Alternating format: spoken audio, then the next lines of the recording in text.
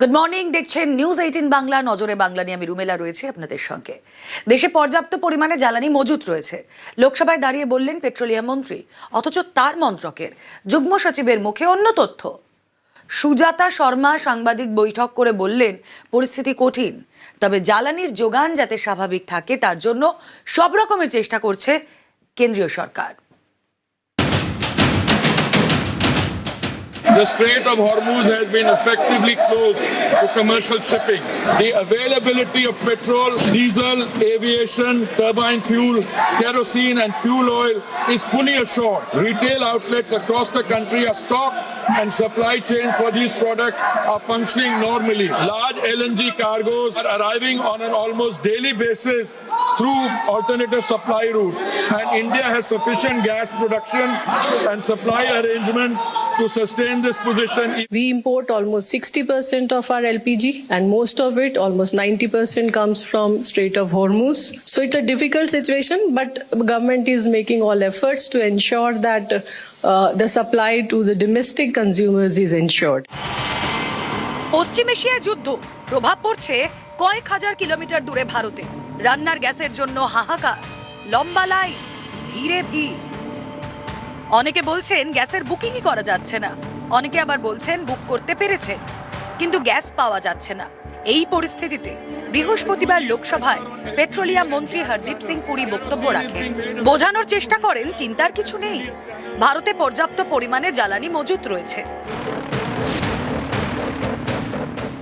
The Strait of Hormuz has been effectively closed to commercial shipping. The availability of petrol, diesel, aviation, turbine fuel, kerosene and fuel oil is fully assured. Retail outlets across the country are stocked and supply chains for these products are functioning normally. Large LNG cargoes are arriving on an almost daily basis through alternative supply routes, and India has sufficient gas production and supply arrangements to sustain this position.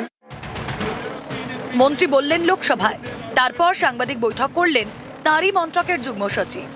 সেখানে অন্য তথ্য। We import almost 60% of our LPG, and most of it, almost 90%, comes from Strait of Hormuz. So it's a difficult situation, but government is making all efforts to ensure that the supply to the domestic consumers is ensured. যুগ্ম সচিবের কথাতেই স্পষ্ট, পরিস্থিতি কঠিন বলেই দেশের মধ্যেই LPG উৎপাদনে জোর দিয়েছে কেন্দ্র।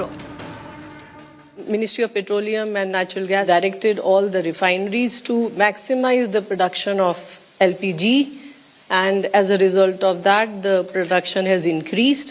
Now it is 28% of our domestic production. অনেকেরই প্রশ্ন, মন্ত্রী বলছেন যথেষ্ট জ্বালানি মজুত রয়েছে, তাহলে শহরে কেন দুটি গ্যাস বুক করার মধ্যে 25 দিনের ফারাক? কেন গ্রামে এই ফারাক আরো 20 দিন বেশি? Large LNG cargoes are arriving on an almost daily basis through alternative supply route. A 25-day minimum booking period has been introduced as a demand management measure in urban areas and 45 days in rural and Durgam Kshetra areas. অনেকের এও প্রশ্ন, পরিস্থিতি স্বাভাবিক হলে জ্বালানি ইস্যুতে কেন 3 সদস্যের মন্ত্রী গোষ্ঠী গড়তে হয়েছে? মন্ত্রী এদিন বোঝানোর চেষ্টা করেন জ্বালানি যথেষ্ট মজুত রয়েছে, তাই বুকিং এর মতো ডেলিভারি সাইকেলও অপরিবর্তিত রাখা হচ্ছে। অর্থাৎ বুকিং করার 2.5 দিনের মধ্যে রান্নার গ্যাস পাওয়া যাবে। LPG production has been increased by 28%. The standard time for booking to delivery for domestic LPG cylinders remains 2.5 days unchanged. মন্ত্রী তো লোকসভায় দাঁড়িয়ে বললেন, কিন্তু বুকিং এর 2.5 দিনে কি সত্যি গ্যাস পাওয়া যাচ্ছে? গ্যাস পাচ্ছি না। আজকে 4 দিন আগেও করেছি, আগের মাসেও করেছি, এখনো পর্যন্ত গ্যাস আসেনি। বলছে ক্র্যাশেজ যাচ্ছে, মানে 2000 লোকের কি বলে রেকমেন্ড আছে, সেখানে 360 পিসি এসেছে। স্টপে করছি, কি করবো, কিছু করার নেই। নিউজ 18 বাংলা।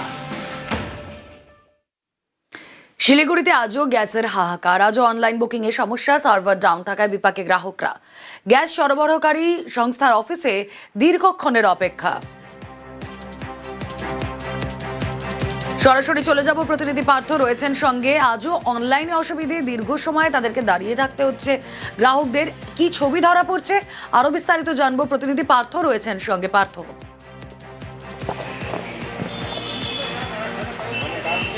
দেখো, একেবারে তাই। গত কয়েকদিন ধরে যে সমস্যা তৈরি হয়েছে তা কিন্তু ক্রমে কিন্তু তীব্র আকার নিচ্ছে এবং এখনো পর্যন্ত যে গ্যাসের ডিস্ট্রিবিউশন যে অফিস তা কিন্তু খোলেনি, কিন্তু মানুষের ধৈর্যের সীমা ছাড়িয়ে গেছে। কেননা অনলাইনে বুকিং হচ্ছে না, সার্ভার ডাউন থাকায় একদিন দুদিন, আজকে কিন্তু 3 দিন।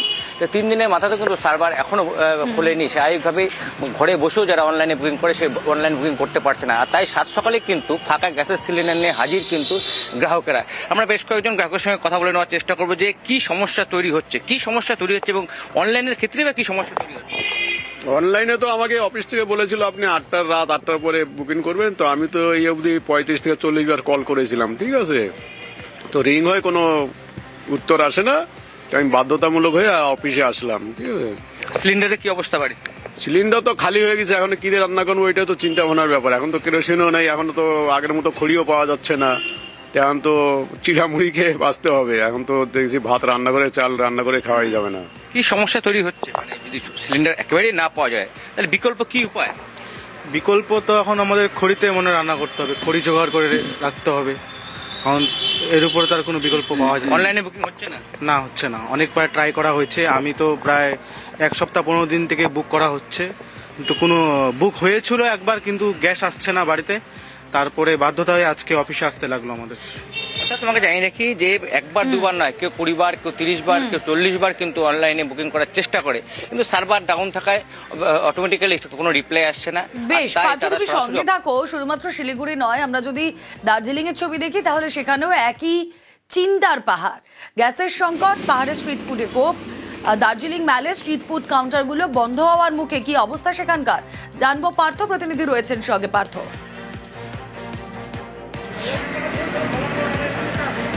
দেখো, একেবারে তাই। গতকাল আমরা দেখেছিলাম দার্জিলিং পাহাড়ের ছবি, সেখানেও কিন্তু একদিকে যেমন কমার্শিয়াল গ্যাসের সিলিন্ডার যাচ্ছে না, তেমনি যারা নিত্য দিনে যাদের প্রয়োজন, অর্থাৎ স্থানীয় পাহাড়বাসীর যে গ্যাসের সিলিন্ডারের প্রয়োজন, তাও কিন্তু আগে যেমন বুকিং করলে পরদিন বা ম্যাক্সিমাম 48 ঘন্টার মধ্যে তারা পেয়ে যেত, সেই রান্নার গ্যাসের সিলিন্ডারও কিন্তু পাহাড়মুখো হচ্ছে না।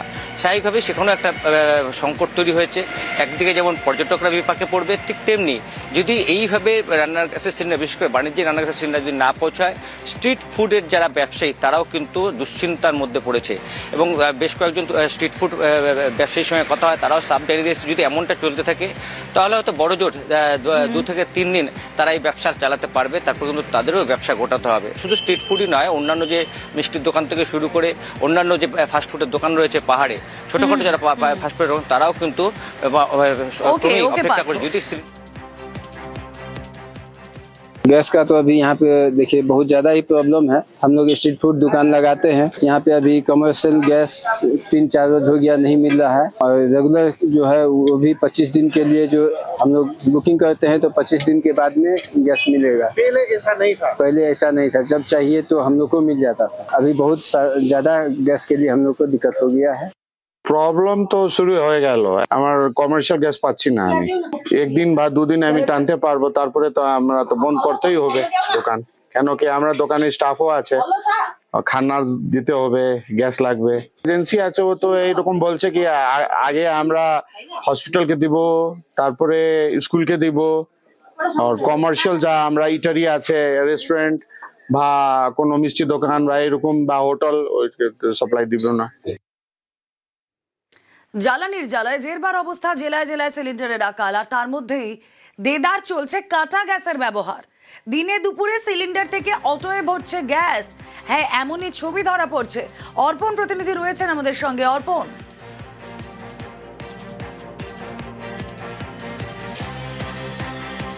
আপনার জয়নগর থানা এলাকার চরণ টু ঢোসা 5 কিলোমিটার রাস্তার মধ্যে আমরা ছবি করেছি, এবং সেখানে যেটা দেখা যাচ্ছে যে 5টি অবৈধ এই কাটা গ্যাসের কারবার চলছে।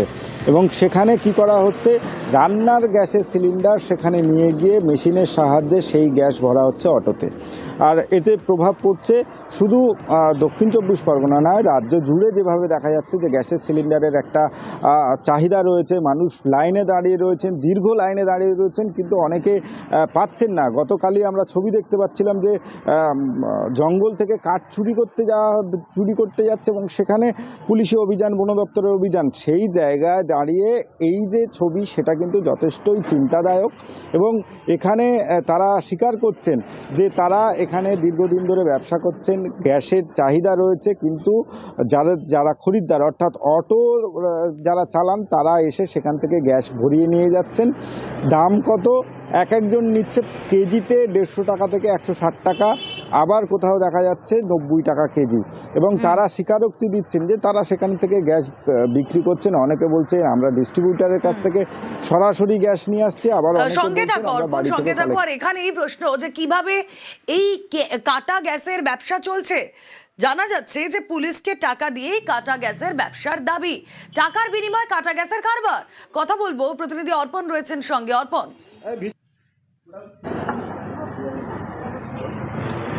একদমই, দেখো পুলিশ সেখানে আসে, আমরা জিজ্ঞাসা করেছিলাম এই অবৈধ ব্যবসা চলছে কিভাবে, ট্রেড লাইসেন্স রয়েছে, যেহেতু গ্রামের ভিতরে সেখানে প্রশাসনিক কর্তারা সেখানে যান, মেন রাস্তার গায়ে, সেখানে পঞ্চায়েতের যারা রয়েছেন তারা দেখতে পান, পুলিশের গাড়ি সেখান থেকে যায়, তারা কি কোনো পারমিশন নিয়েছেন? তারা তখন স্পষ্ট জানাচ্ছেন পুলিশ এসে কোন থানার পুলিশ কত টাকা নিয়ে যায় তার কোনো হিসেব তাদের কাছে নেই। যখন আসে, যেহেতু অবৈধ ব্যবসা সেই কারণে তাদের টাকা দিতে হয়। আরও একটি গুরুত্বপূর্ণ বিষয় উঠে এসেছে যে ডিএবি দপ্তর, যেখানে কালোবাজারি রুখতে মুখ্যমন্ত্রী মমতা বন্দ্যোপাধ্যায় নিজে ডিএবি দপ্তরকে আধিকারিকদের অভিযানে পাঠান, সেই ডিএবি দপ্তর দেখা যাচ্ছে কাটা গ্যাসের দোকান থেকে মাসোহারা করেছে, কোথাও 3000, কোথাও 5000। দোকানদার যারা তারা অকপট স্বীকারোক্তি দিচ্ছেন যে পুলিশ তাদেরকে ডিস্টার্ব করে না এবং ডিএবি দপ্তর থেকে বেশ, কাটা গ্যাসের কারবারির বক্তব্য শোনা যাক। পুলিশকে টাকা দিতে হচ্ছে তো। কত টাকা? টাকার অ্যামাউন্ট কখন কোন থানায় আছে তা কি করে বলবো তোমার টাকার অ্যামাউন্টটা? একটা করে স্যালেন্ডার দিতে হচ্ছে, আবার ফের ডিএপি দিতে হয় 5000 করে। ওই জন্য আমরা বন্ধ করে দেবো, তো বন্ধ করে দেবো বলে কিছু টাকা মানে ছড়িয়ে গেছে, তুলে নিয়ে বন্ধ। আগে দিনে 4-5টা কার্ড ছিল, এখন পাওয়া যাচ্ছে না, 2, 3, একটা, কোনোদিন দোকান বন্ধ।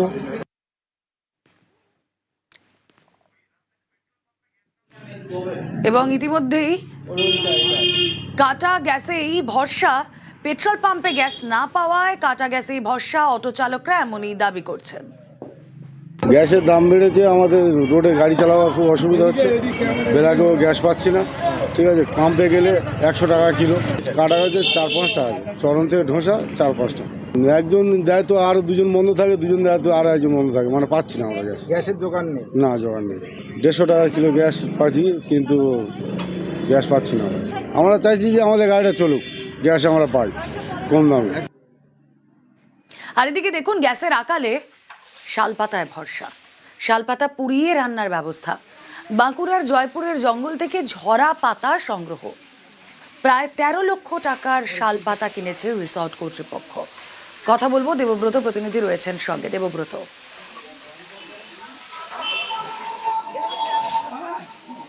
একদমই, দেখো এই গ্যাসের যে আকাল, সেই আকালে কিন্তু অভিনব পথ অবলম্বন করেছে জয়পুরের একটি রিসর্ট। পাশেই রয়েছে জয়পুরের জঙ্গল, যেহেতু শালের জঙ্গল, শাল গাছ পর্ণমোচী উদ্ভিদ, তাই এখন পাতা ঝরেছে, জঙ্গলময় পাতায় ভর্তি হয়েছে। তাই এই রিসর্ট যেখানে বলছে যে তার 18 থেকে 20টি গ্যাস লাগে প্রতিদিন, এই গ্যাসের যোগান এখন পাচ্ছেন না। এখন চাহিদা দিচ্ছে, সিলিন্ডার দিচ্ছে 3 থেকে 4টি, এত গ্যাস প্রয়োজন, যে কারণেই তিনি এলাকার যে সমস্ত মহিলারা রয়েছে তাদের সকলকেই বলেছে যে পাতা কুড়িয়ে এনে দেবে তাকে টাকা দেওয়া হবে। যে কারণেই কিন্তু এলাকার 7-8টি গ্রামের মহিলারা জঙ্গল থেকে পাতা কুড়িয়ে ওই রিসর্টকে বিক্রি করছে এবং ইতিমধ্যেই ওই রিসর্ট প্রায় 13 লক্ষ টাকার শালপাতা সংগ্রহ করেছে এবং শালপাতার জালেই কিন্তু রান্না হচ্ছে সমস্ত কিছু। ওকে দেবব্রত, রিসর্টে ঝরা পাতা পুড়িয়ে রান্নার ব্যবস্থা, সিলিন্ডার সমস্যা সমাধানের সঙ্গে কর্মসংস্থানেরও ব্যবস্থা। গ্রামবাসীদের থেকে শালপাতা কিনছে রিসর্ট কর্তৃপক্ষ। সকাল থেকেই জঙ্গলে ঝরা পাতা সংগ্রহ গ্রামবাসীদের, আর সেই পাতায় সন্ধ্যে রিসর্টে বিক্রি করে বাড়তি আয়।